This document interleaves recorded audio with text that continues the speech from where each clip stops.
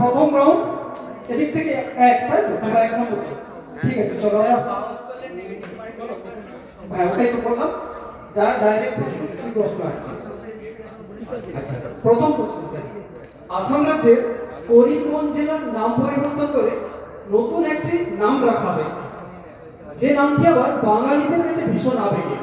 কারণ রবীন্দ্রনাথ ঠাকুর যখন এই জায়গায় গিয়েছিলেন তখন তিনি একে বর্ণনা করেছিলেন মা লক্ষ্মীর বাসভূমি। মানে যে নামটা দিয়েছে তার অর্থ লক্ষ্মীর বাসভূমি। রবীন্দ্রনাথকে সম্মান জানিয়ে নতুন কি নাম রাখা হয়েছে?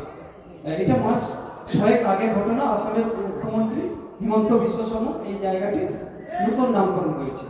করিমগঞ্জ জেলার নতুন যে নাম সেটা বাঙালিদের কাছে কেন হবে না, রবি ঠাকুর গিয়েছিলেন ওই জায়গায়, আর যেটা মানে মা লক্ষ্মীর বাসভূমি। ওই জায়গা থেকে একটা ছোট্ট নাম, খুব সুন্দর একটা নাম। সেই নামটি কি?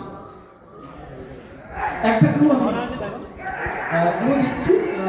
এই নামে আমাদের কলকাতায় ক্লাব রয়েছে।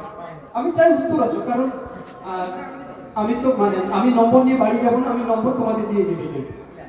তাহলে একটা দল এই তো ক্লু ধরে নিয়েছে, দেখা যাক। আমি শিওর, কনফিডেন্ট, মিলে গেছে। তাহলে 2 দিয়ে 4 হয়ে গেছে, 3 2 প্লাস 10।